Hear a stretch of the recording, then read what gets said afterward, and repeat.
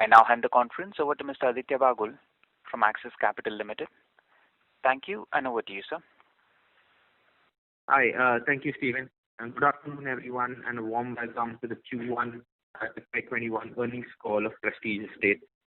We have the top brass of Prestige. We have Mr. Irfan Razack, Chairman and Managing Director, Mr. Venkat Narayana, Chief Executive Officer, and Mr. Sarma, the CFO.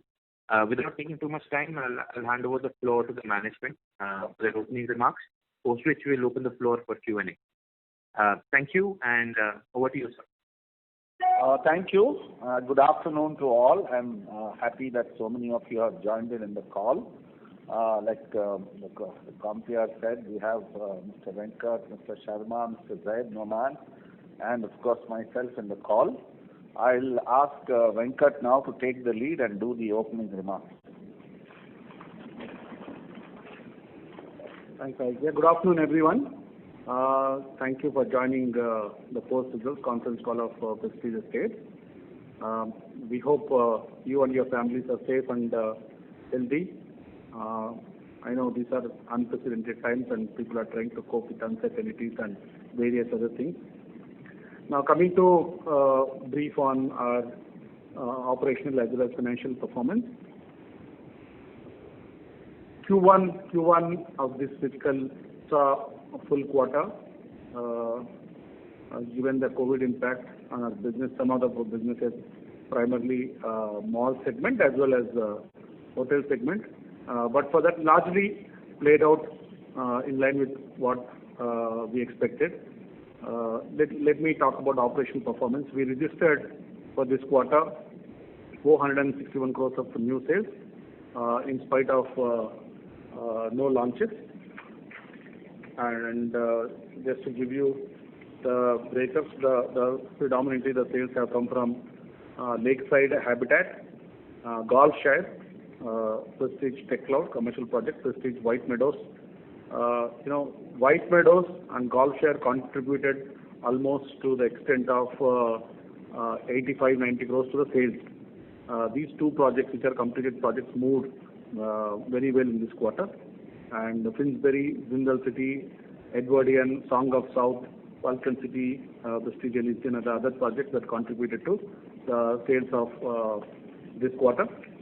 And the collections in spite of COVID impact have been quite good.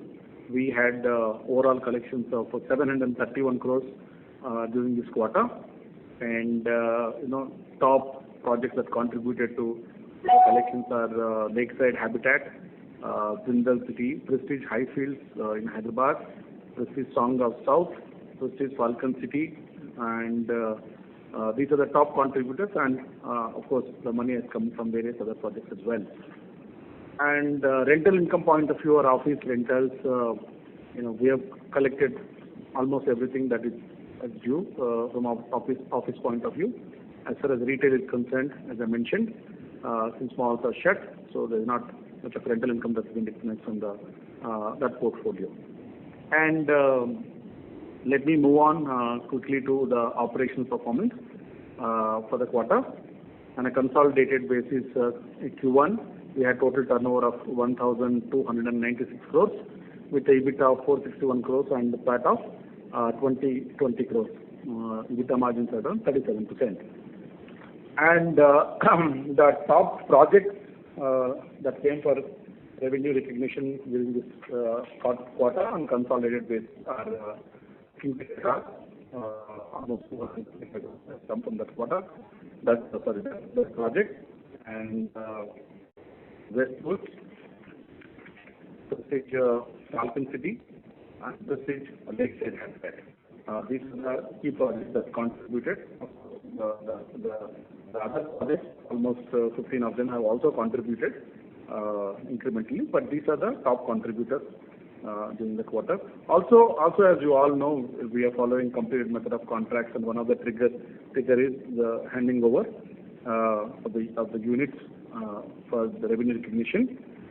We have close to 900 units under handing over stage where we have 0% dues, and also around 600 crores of worth units where less than 10% due and ready for handover. So the reason why I'm highlighting is both of these will come for revenue recognition in the coming quarters, because it's just a matter of handing over these projects. And in terms of spend during this quarter, we spent close to 472 crores of money on residential and commercial projects meant for sale, and 77 crores of money on commercial projects that are meant for rental capex projects, and 42 crores of money with respect to the retail projects under construction, and around 2 crores for the hospitality projects that are under construction. Overall, around 593 crores, plus 44 odd crores for land refundable deposits and some unit buybacks with respect to landowner, etc. So this has been overall spend for this quarter.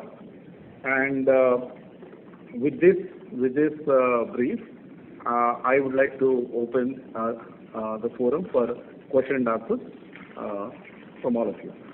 Thank you very much. Ladies and gentlemen, we will now begin the question and answer session. Anyone who wishes to ask a question may press star and one on their touchtone telephone. If you wish to remove yourself from the question queue, you may press star and two. Participants are requested to use handsets while asking a question. Ladies and gentlemen, we will wait for a moment while the question queue assembles. The first question is from the line of Ahidev Chattopadhyay from ICICI Securities. Please go ahead. Yeah. Good evening, everyone. Thanks for the opportunity. My first question is on your office leasing business. So now that we have seen 3 to 4 months of COVID impact, so how have you reassessed your capex plans and where you want to be in the next 3-4 years in this business? Just a broader question, if you could elaborate on that. No, on the office leasing, I'm happy to inform you that we have managed to collect 99% of the rents, and the tenants are all secure. They are in place because I think we've got some good marquee tenants. And obviously, I don't think the demand will fall flat or anything like that. And the only good part is, apart from one asset which got ready recently, the other assets which are under production are quite far away from completion. It's a good 2 years plus which will happen, and I think by this time I am very sure that the world would have come back to its old levels. And because one thing for sure, the demand for the office space is not going to die down. It's only going to increase, because the type of work that will come to India will be phenomenal. And in spite of whatever division that we are talking of between work for home, work from office, the opportunity is huge. And this is the time for us not to start going in the reverse direction. This is the time for us to go forward and forward properly. I mean, whatever we have planned, we are not going to even go back on one of the things that we planned. And obviously, in the sense, the aggression, the speed, which we may have speeded up some projects, that we'll taking it in the normal mode, and things will be. I think I don't think there should be any difficulty whatsoever. Okay, fine, sir. So the second question is for a foray into the 4-5 Mumbai projects we signed last year, plus the Delhi hotel. So I think I asked this question last time also, but any rethink again on the plans, or have you put that on hold for now? No, there's no rethink, but whatever we have got with us is all marquee assets, whether it's Mumbai, whether it's Pune, whether it's Delhi. And those are, in fact, the design development work is even during lockdown was going on. And it takes a long time for us to even get that and then get the approvals done and really break ground. So all these will happen, and they will be landmarks for that particular city what we are working in.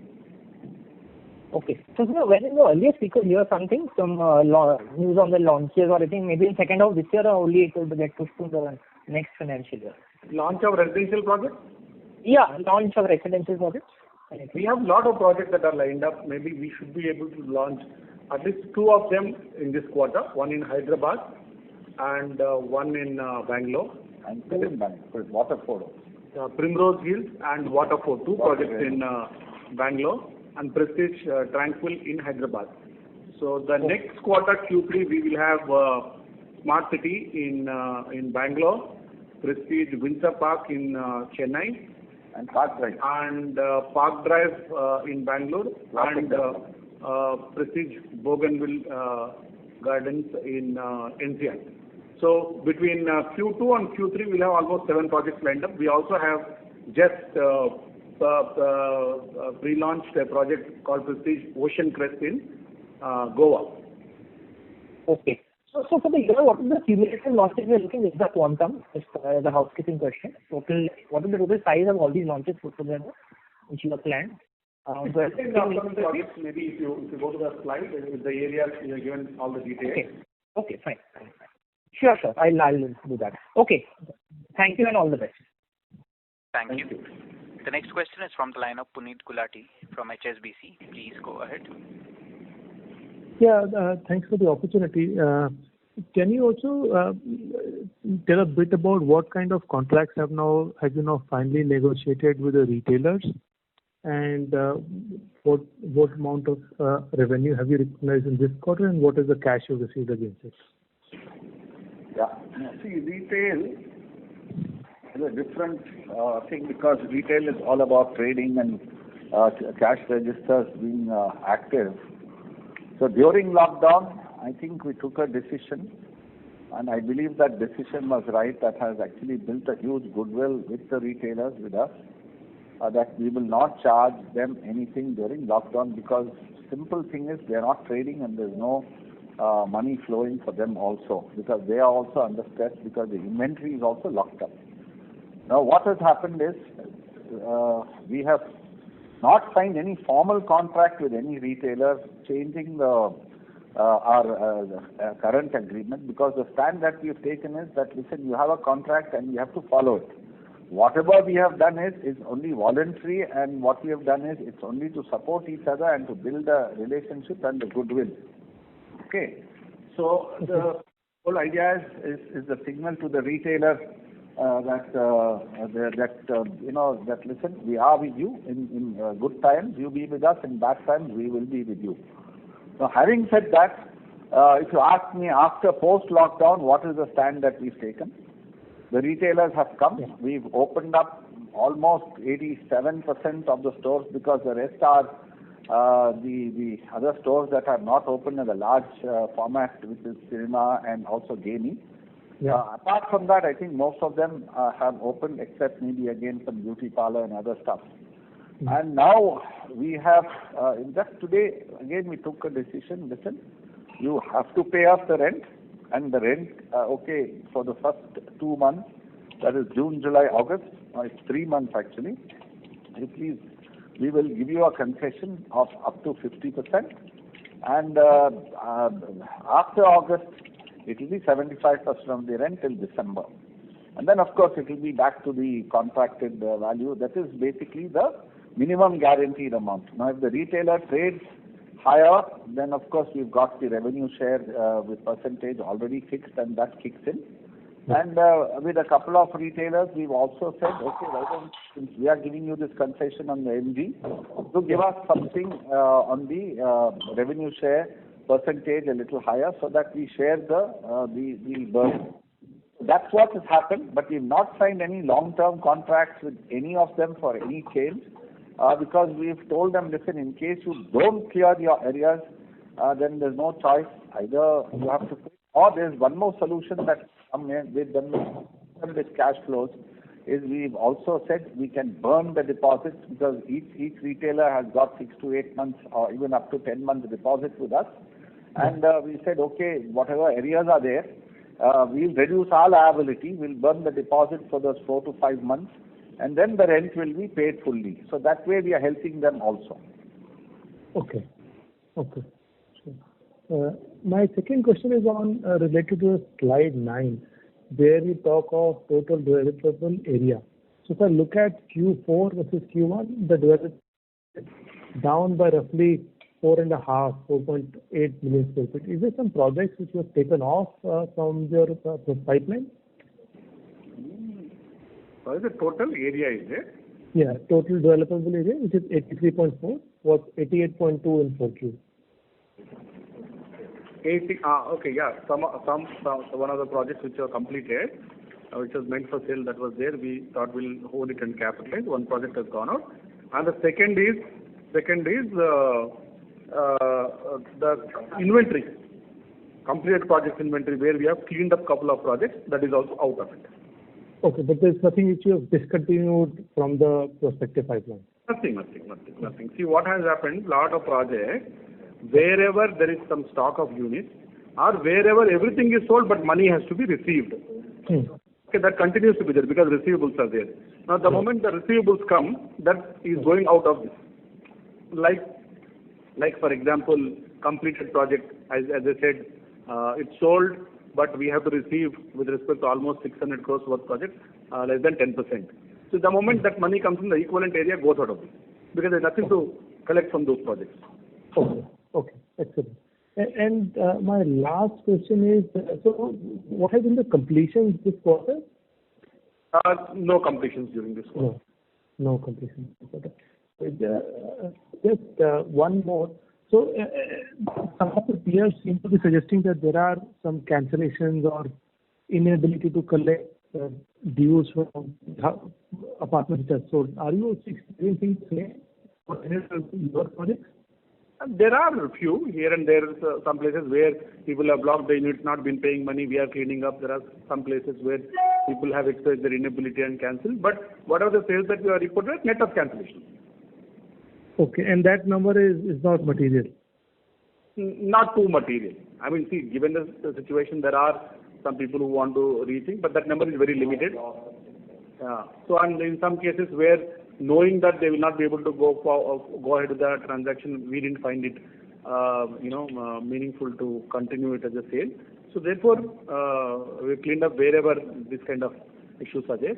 The sales are net, but that number is not too significant. Sure. And you always report net sales, right? When you report that we sold it. Okay. That's all. Net sales. Yeah, that's great. Thank you so much for this. Thank you. A reminder to the participants, anyone who wishes to ask a question may press star and 1 at this time. The next question is from the line of Kunal Lakhan from CLSA. Please go ahead. Yeah, hi. Good evening. So my first question is on our sales run rate this quarter. We have generally been the largest in terms of pre-sales run rate in South India. But in Q1, our pre-sales have kind of lagged to, say, one of your direct peers. What would be the reason behind this? And also, secondly, can you talk a little bit on the online channel strategy that we have incorporated, or anything on the online strategy front we have done to ensure that sales happen during the lockdown or during the social distancing era? See, two things. One is we have not resorted to any offers, discounting, any desperate measures. So I do not want to comment on other peers of mine and their strategies. And what we have done is whatever sales that we have reported are real sales, secure sales, and net of cancellations. But what I'm happy to inform you is that the teams have adapted very quickly on online. Virtual, we've had already one virtual launch. We're going to have another virtual launch next weekend. And now that's the order of the day. So all information, everything is available to the customers, walkthrough is available, availability is there, and then the overall virtual sort of interaction with the customer. So even payment gateways have been made, so there's no need for customer to physically give you a check. So all these have been adapted, and of course this was work in progress even before the pandemic. So it was pretty good and pretty easy for us to adapt and also initiate quickly. Another thing, happy news is during this current quarter, starting July onwards, actually the sales volumes have spurted and they are doing well. Like Venkat said, we are going to do a new launch this quarter in Hyderabad. But we've also got EOIs which have really, in fact, 1/3 of the project is like almost sold. So the demand is there. In Bangalore, even the high value projects are selling. Chennai, we do not have any inventory of any size to speak of, so really we're not getting numbers from there. But we've just got one project which got approved, and then it has to get the RERA number. So that also could either happen this quarter or next quarter. And then we'll see how the response comes. It should be good. So all in all, I think whatever sales numbers we've got in this quarter, our sales numbers in the current quarter, I mean in the June quarter, this current quarter will definitely, it will be more than double of what we've given now. It is crossed the 4-figure mark. So that's where we are, and we are very positive. There's nothing wrong in whatever our teams are doing. And the only happy thing is that there are no desperate measures being taken, because certain times you take certain desperate measures thinking that that's the way that we order, but that comes to bite you later, and it either bites you on between having problems with customers, or the bottom line gets hit. So this is what I want to tell you. Great. Sorry, I missed you in between. So just confirming that you said that in September quarter the pre-sales run rate would be double of that of what was done in June quarter. It will be more than double. It will be, that's the 4-figure mark, I said. Okay. Cross the 4-figure mark. Okay, that's very helpful, sir. My second question is on slide 12 of our presentation. The rental income potential from the ongoing projects has increased by about crores last quarter's presentation, despite the number of projects and area being the same. Can you just help us understand where this delta is coming from? Like last quarter, we had estimated the rental income of about 1530 crores from the 12 projects, whereas this quarter it's about 1662 crores.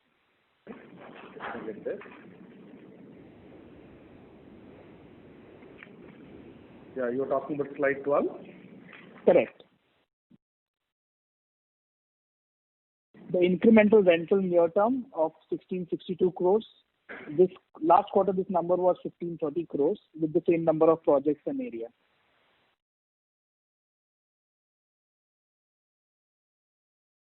Yeah.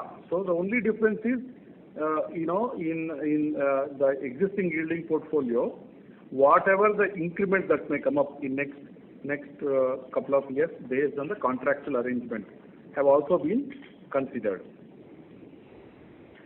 Okay, and some number one, number two, on some projects which are completed where the leasing has not happened or rent commencement has not happened, those also have been added. That's the primary thing.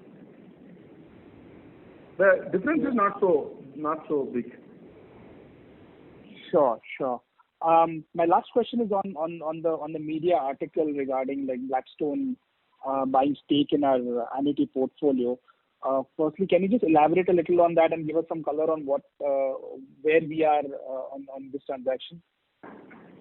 We've been, we have built this yielding portfolio. Kunal, if you look at from the time we got listed to now, almost it's grown by 8-9 times, both in terms of retail as well as office assets, and we have got many more projects under construction. Just now we spoke also. It's got a potential to go to 2,376 office alone. If you look at whatever are the projects under construction. So we've been looking at unlocking value, capital churning with respect to yielding projects, and towards that end, we've been evaluating. We've been getting a lot of proposals. A lot of private equity guys also have been showing interest to participate in this transaction. We've been evaluating some of the options, how to unlock the value, and whatever you've been reading, maybe more of people wanting to write about some strategy or the other. As far as we are concerned, we will keep you posted. If there's any material significant event with respect to these projects. Sure, but just to understand, what kind of stake sale, if we may, we'll be looking at, and what kind of concession we'll be looking at to raise from the stake sale. Anyway, now this is just see, a discussion doesn't always end up in a transaction. So when we are close to probably having a transaction, the whole idea is, in case we do have a transaction, is to try and see how we can mitigate any risks, number one, and also see how we can clean up the balance sheet and make it positive cash flow without any debt in the balance sheet. So the endeavor is that, but then there's nothing that's happening at the moment, in the sense there's nothing that has happened which is of significance. There is some discussion that's happening, but if it does happen, it will be good for the company, it will make the company stronger, and there will be enough cash in the company to do more jobs, because like the previous questioner asked, also told me 30 million square feet we have, which is in the pipeline. So we'll be having fresh assets, newer assets. But this is all work in progress. There's nothing at the moment which is of significance that we can share just now. All right, sir. Thank you so much and all the best. Thanks, Kunal. Thank you. The next question is from the line of Swagato Ghosh from Franklin Templeton. Please go ahead. Yeah, thanks for taking my question. Sir, I wanted a couple of clarifications on the sales numbers. Firstly, were there any commercial strata sales this quarter? There is commercial, I think the breakup will be given by there's one project especially, and one or two projects. I'll just share the numbers. Okay.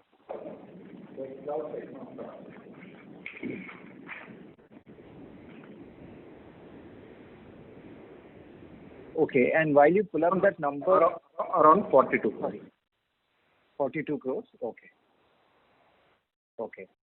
And sir, the next clarification on the sales number or the cancellation question that was asked, if I look at the stock that we have, the data that you give periodically, which is there on slide 9 this quarter, if I compare it with last quarter, it seems like, because there were no new launches, it seems like the cancellation number is actually significant. Because if I just take last quarter's number of ending stock, then I know the sales number this quarter, and I also know the ending stock for this quarter. It actually gives me a decent cancellation number, especially in the mid-income projects. Okay, which numbers are you referring to? Slide 9. Slide 9. Oh, where the total are 83 million, one or? No. 13.35. Okay. The stock, 13.35 million square feet. Right. Which was 13.5 million square feet after March quarter. And if there were 0.7 million square feet of sales, then the number should be less by that much. But it is a much higher number. So I'm trying to understand, I'm trying to reconcile this. I think Venkat should reconcile and give it to you. But the thing is, during the lockdown, the team did some amazing work, in the sense, it was not only that this cancellation happened because of lockdown or anything. There a lot of cleanup was done, where customers had paid 10%, 15% and not going further ahead and not paying the balance. The property was ready. You could have easily sold it to somebody else. So what they did is they took some hard decisions, made sure that this sort of inventory got cleaned up and it got resold. And significantly, a lot of it has been resold also. So I believe that if you ask me as a ballpark number, what would be a value of cancellation during this quarter? Maybe close to about 100 crores. But then that got resold also, so that sort of negates the overall impact. But that's the thing that was there, and this is what was historically sitting there, and somehow or the other it wasn't getting done. And I was also telling my team, what a time for you to do the cleanup, as it is when we are searching for numbers. But it's better to be realistic than try to look good in somebody's eyes and we are not that good. So honestly, it was a good exercise, and that's why the numbers that you're seeing are absolutely numbers which are totally real. Okay. No, that's fair, sir. And probably I'll get the exact numbers from Venkat sir later. My second question is, sir, on that Golf Share and White Meadow. Yeah. So one of the reasons is also the ongoing project. Lake Ridge 2 has been added. A new project has been added. It's the other phase. Okay. Phase 2 of Lake Ridge got added. So therefore, the ongoing mid-income project number of the area has gone up. Okay. Got it. Thank you. And sir, for Golfshire and White Meadows, were there any activation schemes which led to the sales? Sorry? Which led to the higher sales from these two projects? Golfshire and White Meadows. So that's a high value item. So, and that's what I said, the surprising thing is that things like Golfshire and White Meadows have really picked up the sales. Even in the month of July, we had some very good sales in Golfshire as well as in White Meadows. And we are just hoping that this trend will continue and be able to clean up that inventory. Okay, so there were no special discounts or anything like that? No, not at all, not at all. Okay, there is the usual little bit of bargain that happens in the in this high value property. So there is some. We also have some leeway. So the customer also feels good that he got something, and we are also happy that we've done it. Got it. Okay. And one last question from my side is, as reported in the media, that we might actually sell down entire stake in our completed annuity portfolio. So I'm just asking you a hypothetical question at this point. How difficult would it be to scale up again if we actually then have to again start from zero, so to say, because we'll then have no completed projects, we'll have all ongoing or planned projects?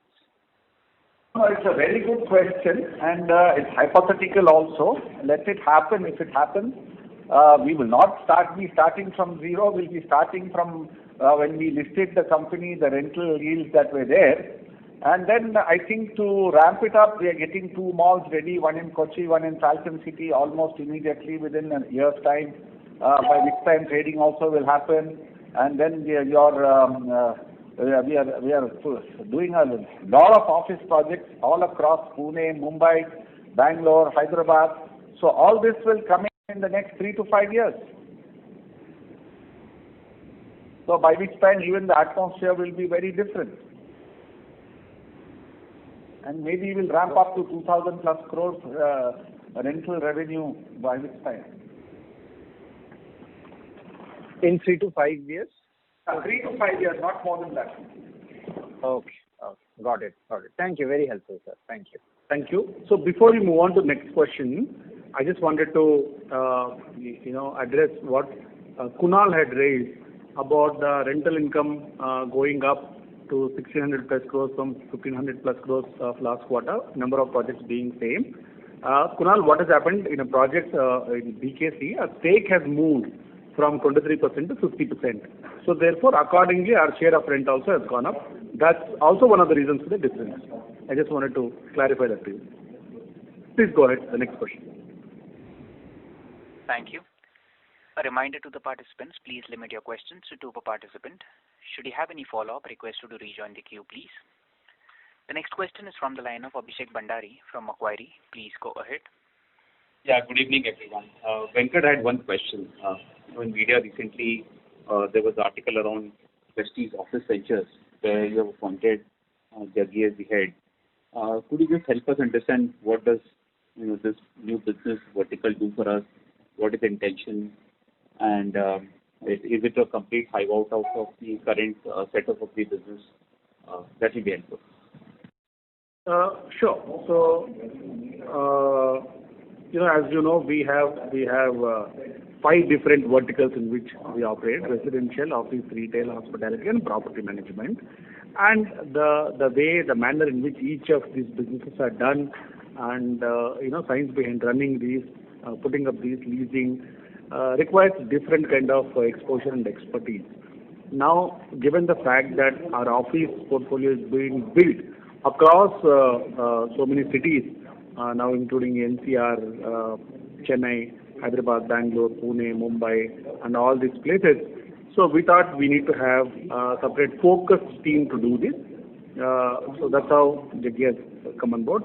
We have similar team already in place for last 8-9 years for the retail, and where our COO Ali takes care of entire operational issues, and of course our project team puts up the project. And likewise, we have separate management for the hospitality. Now we have got one for office as well, so that there is a focused approach and growth given the kind of plans that we have. You can see that in the form of under construction as well as upcoming projects. That's the whole idea behind that. Okay.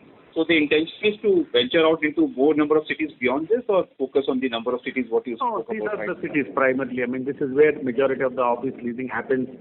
We're there in South India, we're there in Mumbai, Pune, we're there in NCR. So predominant amount of leasing happens here. So therefore, the focus as of now is these cities. Okay, sure. And Venkat, second question is on, in terms of joint ventures again with, DB, with things becoming what they are, after COVID. Do you see any kind of funding risk which need to be addressed, especially given that the other partner, ability to give money or bring money to the table, both for the large hotel in Delhi and some of the projects in Bombay, is very limited? As far as the Bombay projects are concerned, we have carefully evaluated what are the outstanding issues, what are the risks that could be there in those projects. And, we looked at a mitigation strategy and put up a lot of CPs before we get in and start the work on the project. Now, these are in some form joint development. So therefore, the entire responsibility of putting up a construction is on us, and they don't need to put in money. For JD projects, that's what I was referring to. One of the key issues in BKC has been about some foreign institutional investors, those who were present, and there was some issues between the existing shareholders and the financial investors, which was in NCLT. So we came in and ensured that those investors have been given proper and fair exit. So therefore, we become shareholders. Now it's about drawing up a plan and starting the construction with respect to that project. As far as other projects are concerned, one more project where it's time a bit of cleaning up. There are a lot of CPs, that is turf overlay. Once the CPs are done and all outstanding issues are cleaned up, that's when we get into the project. So we know what you're saying. So we are taking very calculated and cautious approach into these, and given the location of these lands, and of course we've been sharing good rapport with the partners also. They have been coming forward and cleaning up the properties and doing what is required to be done. And most importantly, here the construction obligation is responsibility is us, and they don't need to put in anything. I think it will be smooth flow once outstanding and current whatever the issues that are there in these projects are cleaned up. That's about Mumbai. As far as the Delhi is concerned, DIAL project, it's a JV. So as far as the JV is concerned, there is X amount of money that's been already spent, and there is the financial closure that's been done. There are undrawn amount from the bank, and we had agreed to put in 405 crores of money, of which 105 crores we have put in, and the balance money will be put in over a period of next 2.5 years in proportion to the bank disbursement. So with that project should get done. So just to follow up on this, Venkat, what is the total capex for Delhi Airport, and what is the mix of debt equity, our contribution? So we need to contribute into that project of 405 crores, of which 105 has already been put in, and there is 300 more crores that need to be put in proportionately for next 2.5 to 3 years. And there may be a small reduction in the area. If that area reduction were to happen, even this number will further come down. As far as the balance to draw money is concerned from the banks, we do have another 1,500 crores of money that need to be drawn. So with that and this money that we are going to put in, the project should get done. So roughly around 2,300 crore peak investment when the project completes on the Prestige balance sheet. Overall for the SPV. And our stake would be 50% in that. Okay, sure. Thank you, Venkat, and all the best. One thing about that is not just hotel. It's got close to 6,95,000 square foot of office, which is split into two parts. One is office leasing per se, other is small representative offices, because most of the funds used to operate at the hotels before. So some office space of smaller size that's been part of design. So, we can take a call of even selling this office space, and therefore we don't need to deploy so much of capital. Given the rental values in that area, I think that will be a significant amount if you have to liquidate 7 lakh square foot of office space. Okay, got it, Venkat. Thank you and all the best. Thank you. Thank you. The next question is from the line of Abhinav Sinha from Jefferies. Please go ahead. Yeah, hi. First question on where the construction stands today in terms of workers who are back on site. And Could you follow you? in terms of the workers who are back on site, where will you be on construction versus peak level? That's actually a very comforting news. We slowly ramped up. All the contractors have managed to start getting back the labor. And if you ask me in terms of percentage, how much of labor has come back or deployed as compared to pre-lockdown, it's around 65 to 70%. And I believe by end of September, we'll be running the full strength, maybe 100% plus itself. Because the pressure is on the contractors as well as on us to see that we bring back the projects on track and see that we deliver on time. So that way, I think one of our major contractors, L&T and JMC, and along with that is NCCL, K2K, I think they have done a good job on that. And I don't see any stress in getting the work done or work completed. And so the cash flow should also be back in line with similar numbers what we used to see previously. Because that's we've historically done 1,000+ crore cash collection quarter on quarter. And if you look at the numbers of June itself, because of April being a complete washout, we still have done 700+ crores. And I think the September quarter will be back to 1,000+ crores. So I don't think there's any problem on the cash flow mismatch. Okay, so second question is last call you had mentioned that you would have availed moratorium for the retail and hospitality, some of the projects. Now, what is the status there, and are you planning to do some restructuring of loans or exit the moratorium? Can you please help us with that? No, we did get the moratorium for the installment payments because all my loans on the retail basically were EMIs, and we were very, very comfortable pre-lockdown because we used to have a surplus on the EMI, and the team was also sensitized that this asset needs a minimum of this cash flow to support the EMI, and they used to exceed those targets. And historically, we used to have about 10 to 11 crores surplus in all the 7-8 assets which we are managing. I think 8 plus 1, 9 assets of retail. And of course, since after lockdown, since there's been no cash flow, there was no choice but to seek for the moratorium. And now the malls have opened, and we're slowly limping back onto the billing as well as making sure that the clients pay up. The bigger clients are paying. The smaller clients are where the slight pain is, and I think it's just a matter of time that we'll be back on track. So I don't think we've asked for any restructuring. Venkat can add a supplement from what I'm saying. And on the hospitality front, again, it's the same thing. It was the interest servicing that we had to do month on month, the EMI there. We've only 2 assets there on that. The rest of it we're all taken care of properly. There's no issues whatsoever. One asset is along with the office asset, so there's enough cash flow to pay the EMI, and then other asset is along with the mall. So 2 major assets is the Conrad and the Sheraton Grand, which are brand new assets and very well built, and a huge potential for it. But at the moment, because of lockdown, we are not trading. Only thing that we've done is we've reduced our costs substantially, and hence there is not significant loss, but then there is an operational loss, and there is depreciation and interest to add up to that.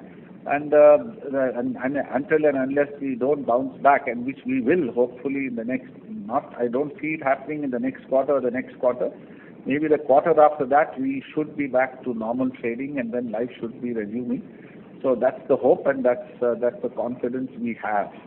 And then we have the Oakwood, the premier residences. Fortunately, there's no debt on that.